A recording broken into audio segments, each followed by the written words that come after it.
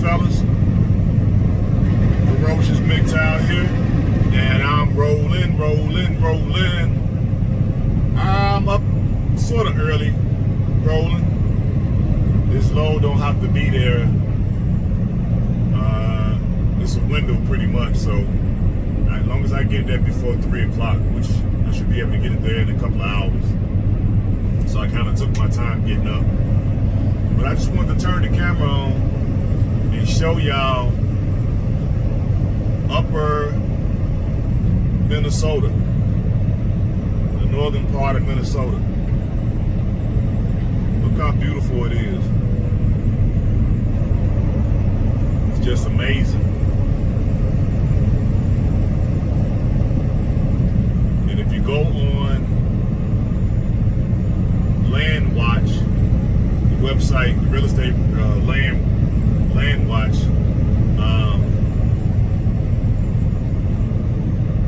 wait a minute. In 3 miles, turn right on North Broadway, MM37. Now she tripping. See, I don't supposed to be turning nowhere. I'm supposed to take this all the way up there. Hold on, fellas. Let me see what she's talking about. Yes.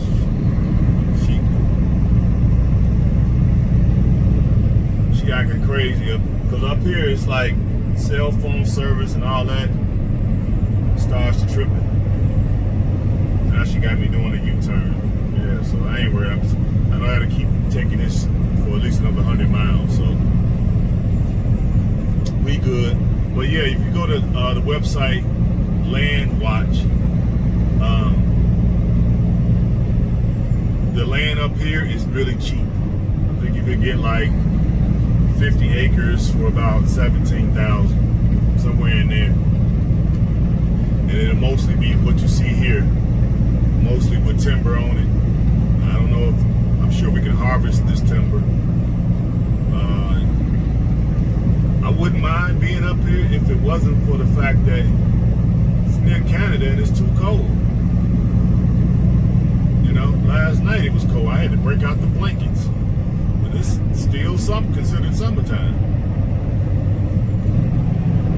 So, I don't know. But I would love to live up here if the weather was different. But this should show you it's a beautiful country up here. Yeah. Real beautiful. And most of the state is like this. So they basically giving away the land to get you to come up here, but the winters are brutal. And that's what I'm trying to get away from. It's worse than Chicago's winter. But this is near it's near Canadian border. I'm going right on the other side of the Canadian border. So the winters here are, man. I think I came up here one time during the winter, but luckily it was after a real big snowstorm and they had cleared everything, so I didn't have to experience the snow or whatever. But yeah, guys, I just wanted to turn the camera on and show y'all how beautiful it is up there.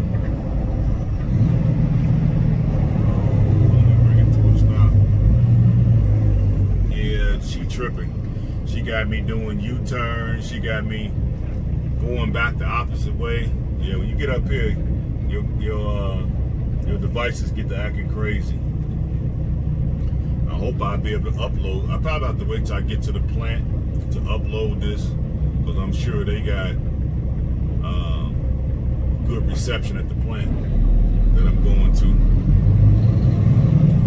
But yeah, I've been just kind of looking around in the news, guys, and what everybody's talking about. And excuse me, it's about the same thing that we've been talking about. It's all about the awakening of men. Pretty much everybody's talking about, you know, what is wrong with men. And translation, what that really means is men have woken up, or woke up, or waking up, and it's less and less simps, it's less and less mangina, It's less and less Captain Save 'em. You know what I'm saying? It's less and less. So now these individuals got to fight over the same old simps. And now even these simps are playing games. Okay? Yeah, they're being taken for a ride, but these simps been taken for so many rides, they started to actually wise up. You know, they like blue pill. They probably like 70% blue pill, 30% purple. So they're slowly changing due to the fact that they're being, you know, taken advantage of. Every woman they meet pretty much is taking advantage of them. So they're starting to learn. That's pretty much how we all got here. You know, we were trying to be the nice, upstanding men and treat them as our equal.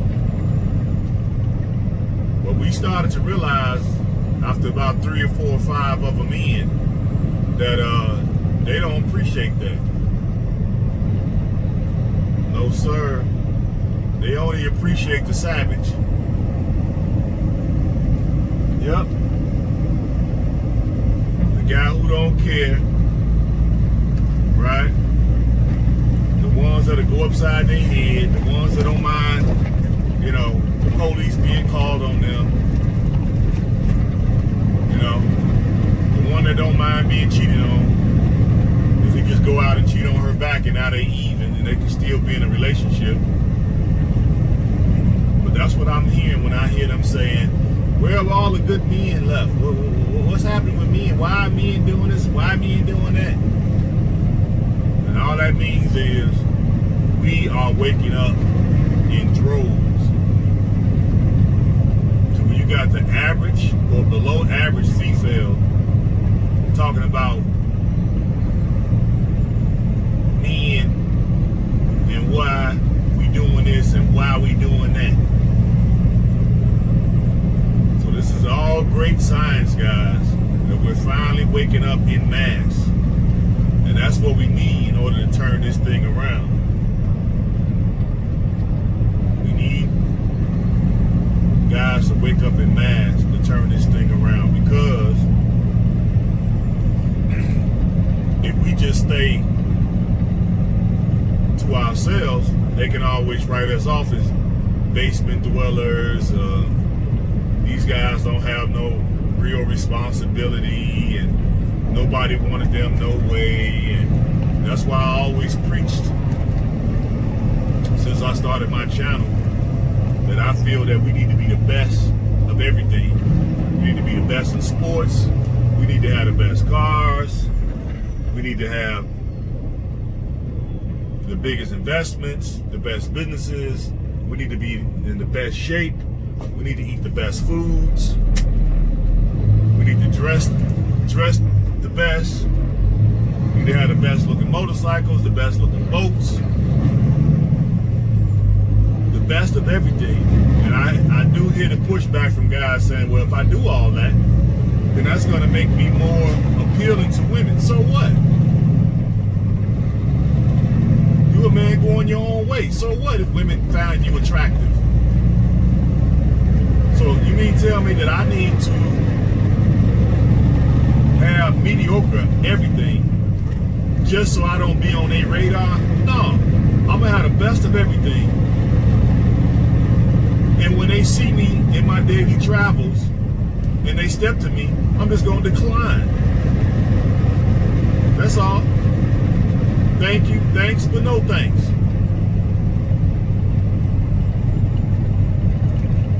Simple as that. But I'm not gonna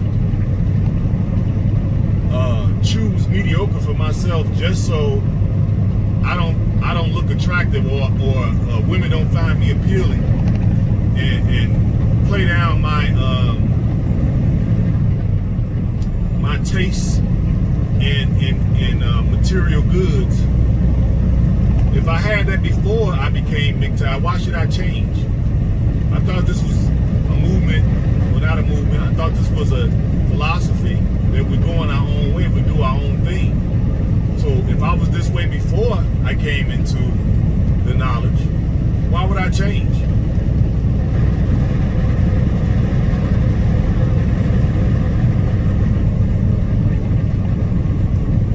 That's a question for anybody. Why would I change? I love nice things. I always have.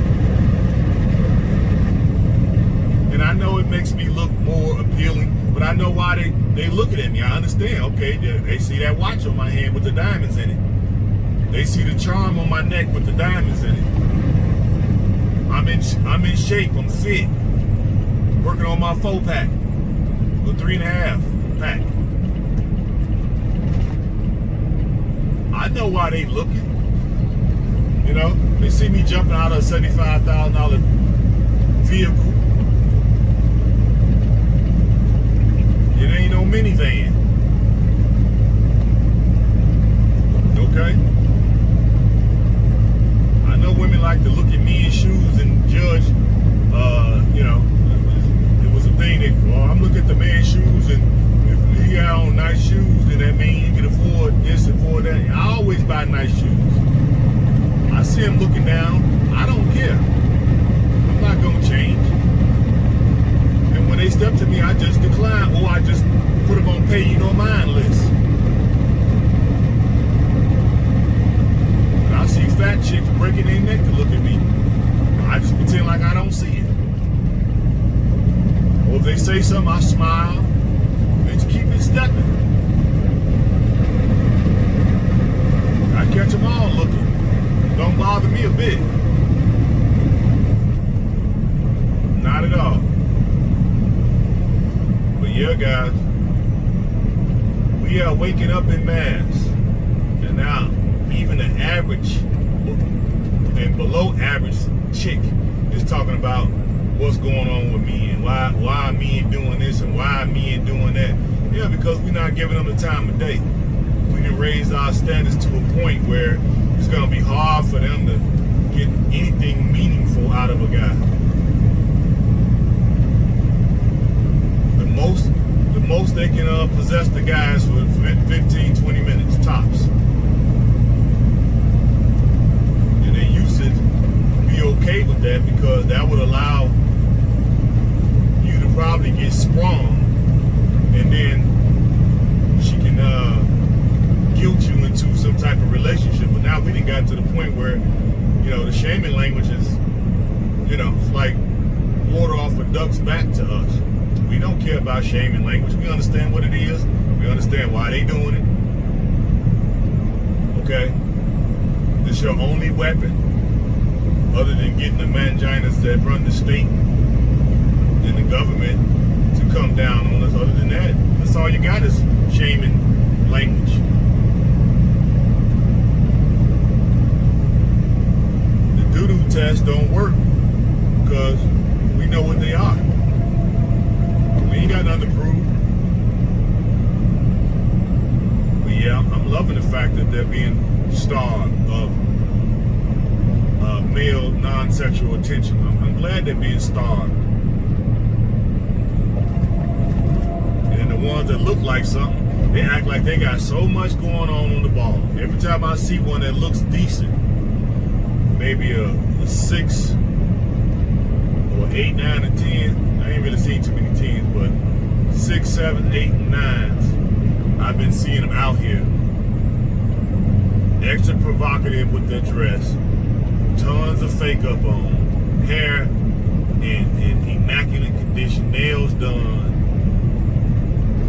And they act like they so busy when you see them out and about. I'm like, you're getting out of your car going into Walmart. How busy can you be? Right? And all that is they think somebody gonna say something to them. It's gonna take them a little bit longer to realize ain't nobody saying, don't nobody care how good you look. Nobody's really saying nothing to you other than simps. And basically simps approach with their wallet.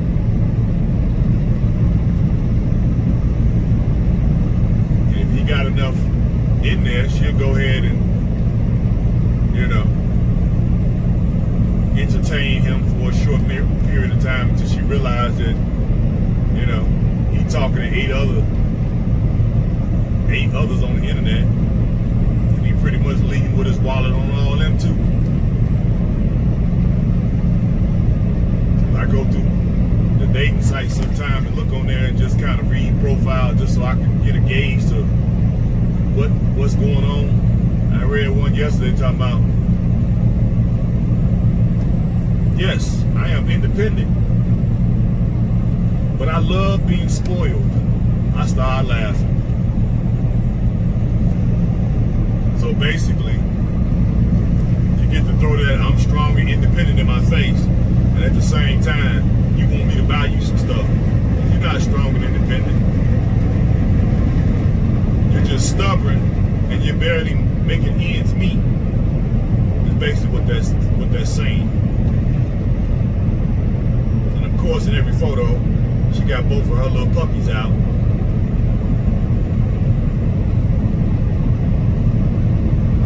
Love to be spoiled, huh? Okay. Right there, I'm like, yeah. Swipe. You know? But at least some of them are starting to seem a little bit more realistic now. I'm seeing some of the BBWs. By saying,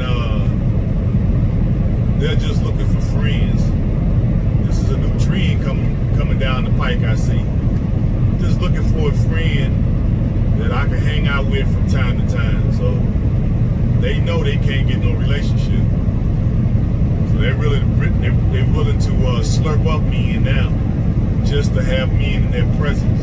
They not asking. They know they know not to ask for no relationship. Now they just asking for just friendship. And of course that means I'll slurp you up just so I can have you in my presence. You ain't got to try to be in a relationship with me, but I will slurp you up just to have you around. Especially if you're okay being seen me in public. Yep. Yeah. We are changing the paradigm, fellas. So I guess we need to reach behind ourselves, pat ourselves on the back, because we're getting to where we need to be. Definitely a culture shift happening in real time, and we're getting the bird's eye view of the collapse of the dating marketplace. Yep. But okay, guys, I didn't want to keep y'all long. I just wanted to give you some things that I've been noticing streets yesterday, and to let you all see what Minnesota looks like. You can tell if you all been paying attention to my videos, each state I go in, the highways are pretty much the same, but if you notice, each place has its own unique character. You know, you can tell. It seems like I'm in, you know, it looks like I'm in Canada now almost, or upstate Washington State, Oregon, or somewhere like that. Just look at all these trees. Laying up here is so cheap.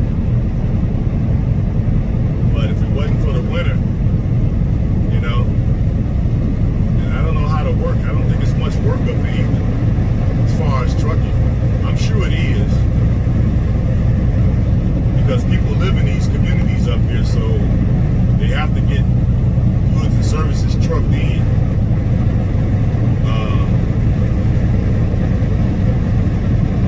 But you see, a lot of this is just vacant land. Yep, a lot of it just vacant land, but it's beautiful, especially in the summertime. You know, I wouldn't mind buying some of this, but this is a long ride up here too. It ain't nothing up here, no gas stations, no fuel stops. It's only a few cities or villages or whatever they call them, and then the rest of it is just trees, like you see.